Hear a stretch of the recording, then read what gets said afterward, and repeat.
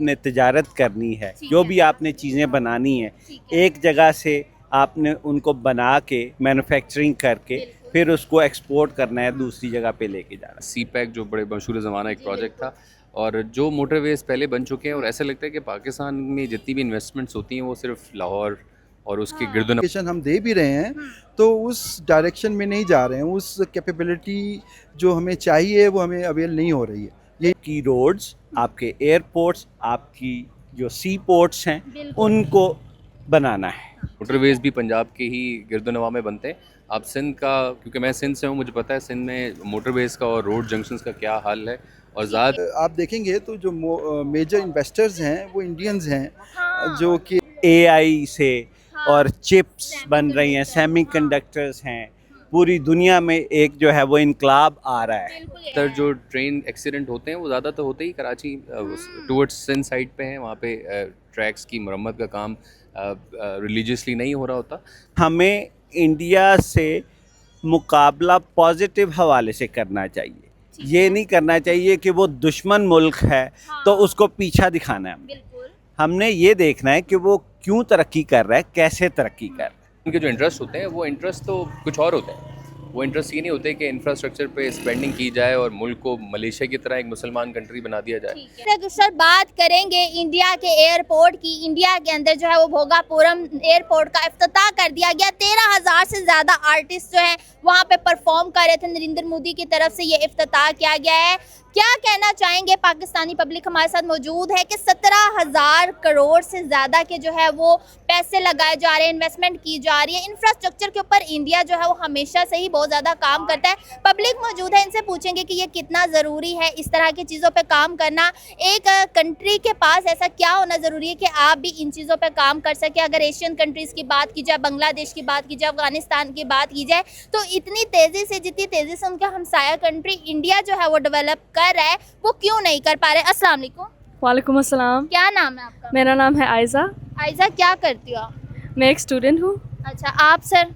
अस्सलाम वालेकुम जी, मेरा नाम आदिल है और मैं जो है ऑयल एंड गैस में काम करता हूँ कंपनी में। चलें, ठीक है। अच्छा सर, मुझे ये बताएं, इंडिया जिस तेज़ी से अपने इंफ्रास्ट्रक्चर पे काम कर रहा है, एयरपोर्ट बनाया, बहुत बड़े लेवल पे एयरपोर्ट है, 60 लाख से ज़्यादा मुसाफिरों को हैंडल कर सकता है। आपको क्या लगता है कि एक कंट्री के लिए कितना ज़रूरी है इन चीज़ों पे काम करना? बहुत ज़रूरी है जी। इंफ्रास्ट्रक्चर जो है किसी भी मुल्क के लिए that is the most important thing, क्योंकि कोई भी आपने तिजारत करनी है, जो भी आपने चीज़ें बनानी है, एक जगह से आपने उनको बना के मैन्युफैक्चरिंग करके फिर उसको एक्सपोर्ट करना है, दूसरी जगह पे लेके जाना है। तो उसके लिए जो की एस्पेक्ट्स हैं, आपकी रोड्स, आपके एयरपोर्ट्स, आपकी जो सी पोर्ट्स हैं, उनको बनाना है। आपको लगता है कि इमेज बिल्डिंग भी बेहतर होता है इससे? बिल्कुल बिल्कुल, जाहिर है। कोई भी आप प्रोडक्ट बनाएंगे अपने मुल्क में, लेट्स से आप, हमने अभी फुटबॉल का वो वर्ल्ड कप हुआ, पाकिस्तान से जितने भी जो वर्ल्ड कप के फुटबॉल थे वो यहाँ से सियालकोट से बने और वो वहाँ गए। तो बिल्कुल ये हमारा इमेज बना कि पाकिस्तान से ये फुटबॉल आए। फुटबॉल के अलावा आपको नहीं लगता कि और भी बहुत सारी चीज़ें हैं? आप फुटबॉल तो मतलब काफ़ी अरसे से है ना कि ये हम दे रहे हैं, इसके अलावा और चीज़ों पे भी होना चाहिए काम। बिल्कुल बिल्कुल। कोई भी जो अभी न्यू यानी कि नई जो आ रही हैं इजादात, जिनसे आपने अभी बात की कि जो वो एआई से और चिप्स बन रही हैं, सेमीकंडक्टर्स हैं, पूरी दुनिया में एक जो है वो इनकलाब आ रहा है। बिल्कुल यही बात है। तो बिल्कुल हमें भी उसमें शामिल होना चाहिए। अच्छा, आप क्या कहना चाहोगी? आयज़ा नाम है आपका? जी, मेरा नाम आयज़ा। अच्छा, क्या कहना चाहोगी आपके जिस तरीके से इंफ्रास्ट्रक्चर पे इंडिया हमारी नेबर कंट्री है काम किया जा रहा है और तेज़ी से डेवलपमेंट हो रही है, एज अ पाकिस्तानी क्या ओपिनियन है कि दूसरी एशियन कंट्रीज़ क्यों पीछे रहेंगी? शायद वो उनका इंफ्रास्ट्रक्चर थोड़ा सा स्लो जा रहा है, वो तेज़ी से नहीं बन रहा, शायद इसीलिए। इंजीनियर्स की कमी है या पैसा नहीं है? मुझे लगता है कि पैसा कम है, वो वर्कर्स कम हैं, ये चीज़ें कम हैं। बिल्कुल सही बात है सर। ये पैसा जो है वो कहाँ से लाया जाए? देखिए, आपके पास इन्वेस्टमेंट है, पैसा है, तो आप इंफ्रास्ट्रक्चर पे काम कर सकते हैं, आप अपनी ट्रेन्स लॉन्च कर सकते हैं, आप दूसरी कंट्री के अंदर अपने बिजनेसेस खड़े कर सकते हैं। पैसा आए कहाँ से? सबसे पहले वही कि हमने जो करंट हमारी जो भी प्रोडक्शन है जिन भी चीज़ों में बिल्कुल। उनको ज़्यादा करना है ताकि रेवेन्यू हम ज़्यादा जनरेट करें। तो पैसा जो है वो उसी रेवेन्यू से आएगा। यानी कि मेड इन होना चाहिए अपनी कंट्री के अंदर। बिल्कुल, हमें खुद चीज़ें बनाएंगे तो रेवेन्यू जनरेट होगा। अवाम क्यों नहीं इन चीज़ों पे काम करती? हर चीज़ के लिए जो है गवर्नमेंट की तरफ क्यों देखा जाता है? कहाँ रह गई है ये अवाम? अगर इंडिया की बात करें तो वहाँ की जो ग्रुप्स हैं, अदानी ग्रुप्स हो गया, अंबानी ग्रुप हो गए, वो बहुत ज़्यादा काम करते हैं। जी बिल्कुल। अब असल में थोड़ा सा मैं आपको ज़रा करेक्ट करने की कोशिश करूँगा कि हमें इंडिया से मुकाबला पॉजिटिव हवाले से करना चाहिए। ये नहीं करना चाहिए कि वो दुश्मन मुल्क है तो उसको पीछा दिखाना है। बिल्कुल। हमने ये देखना है कि वो क्यों तरक्की कर रहा है, कैसे तरक्की कर रहा है, तो उसके मुताबिक हमने करना है। और वो हमसे बहुत आगे है। So he is behind China, just behind China. हाँ, ये सो चीज़ है। आप ये ना कहें कि हम इंडिया से बहुत पीछे हैं। ठीक है, पहली बात हमें ये तस्लीम कर लेना चाहिए। ठीक है। ठीक है।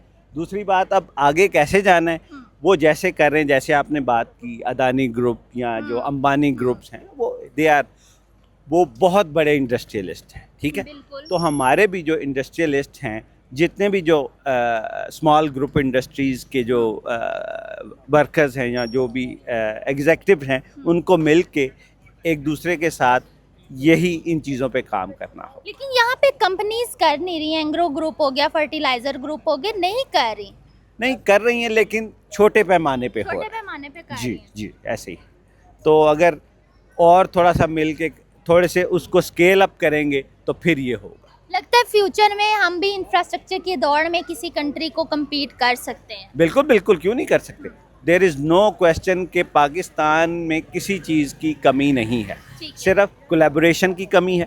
सिर्फ वही जैसे मैंने बात की, रेवेन्यू जनरेट करना है, जो भी हमारी प्रोडक्ट्स हैं उनको बना। ठीक है। मिस, आप क्या कहना चाहेंगी कि आप भी पाकिस्तान का जो फ्यूचर है उसे इंडिया के फ्यूचर की तरह देख सकती हैं, या पाकिस्तान को भी चले छोड़े, बांग्लादेश अफगानिस्तान की बात करें, बांग्लादेश भी बहुत तेज़ी के साथ आगे जा रहा है। जी, मुझे लगता है कि वो तकरीबन वो आ जाएंगे, वो इवन हो अगर जाएगा। कोशिश की जाए तो हो जी, हो जाएगा। जाए। जो करंट गवर्नमेंट है उसका तो वोट बैंक ही इंफ्रास्ट्रक्चर बेस्ड है। हाँ। और ज़ाहिर है अगर मैं ज़्यादा बोलूँगा तो शायद आप ऑनर नहीं कर पाएंगे चीज़ों को, लेकिन पाकिस्तान में जो पाकिस्तानी गवर्नमेंट के जो इंटरेस्ट होते हैं वो इंटरेस्ट तो कुछ और होते हैं।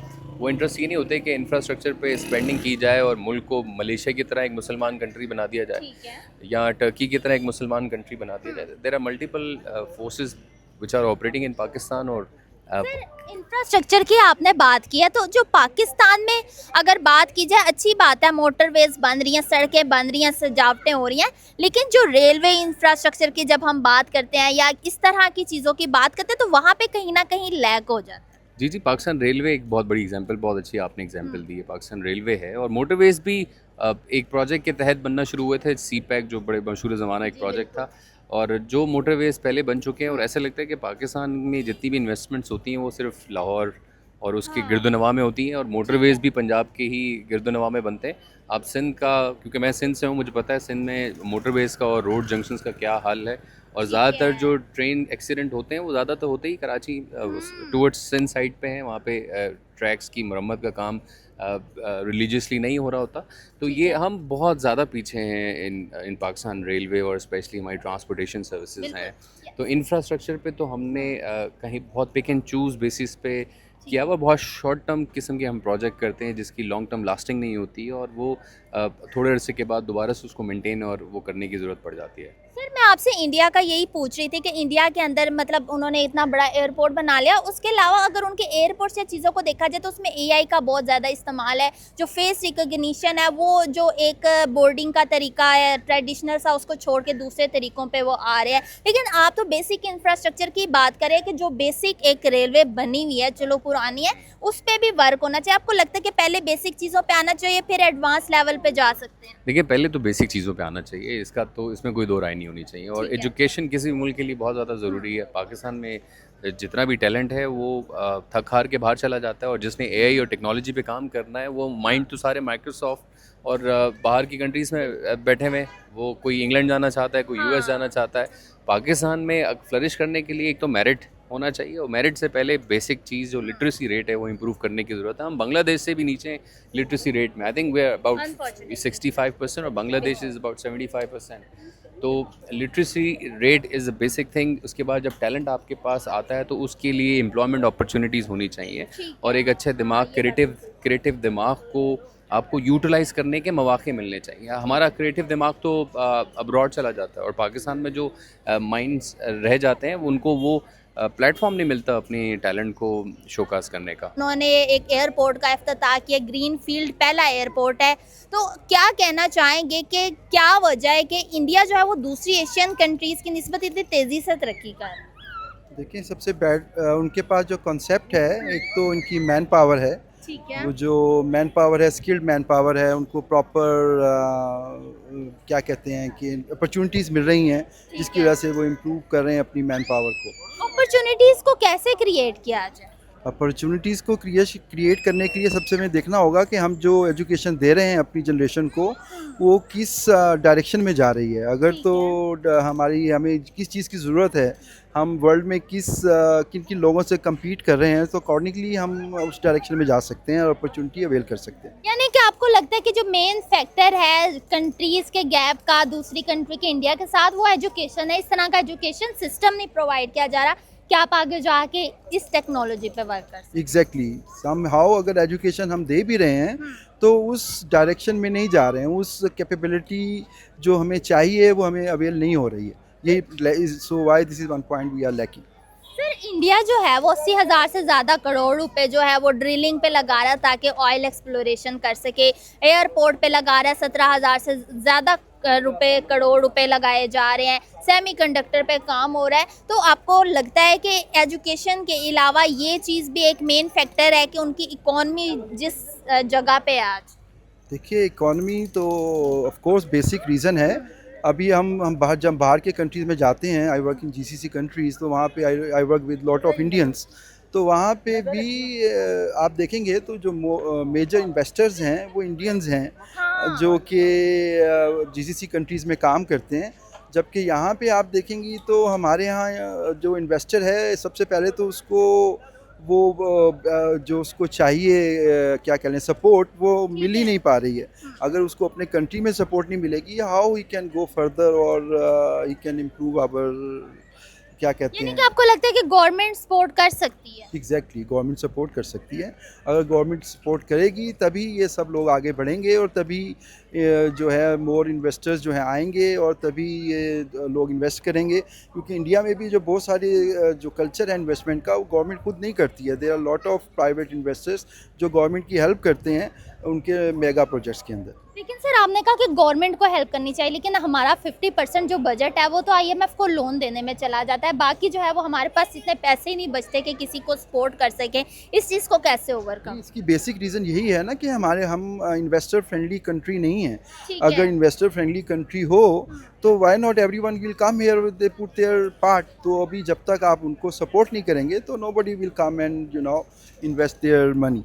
मेजर डिफरेंस लास्ट में मुझे बता दें दूसरी एशियन कंट्रीज़ का और इंडिया का, कि जिसकी वजह से इंडिया जो है वो आज इस लेवल पे है।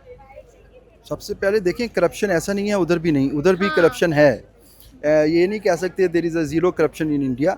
Of course there is a corruption, लेकिन उसके यहाँ फिर भी बहुत सारे लोग हैं जो अकाउंटेबिलिटी करते हैं उनकी, जिसकी वजह से वो आगे बढ़ रहा है। तो मेन फैक्टर अवाम नहीं है कि अवाम भी थोड़ा सा प्रेशराइज करके रखती है? अवाम को अगर हम अवेयरनेस देंगे तभी वो प्रेशराइज होगी। अगर प्रेशराइज करती है गवर्नमेंट को एक डर होता है अकाउंटेबिलिटी का। एग्जैक्टली वो तभी प्रेशराइज कर पाएंगे अगर आप उनको अवेयरनेस देंगे।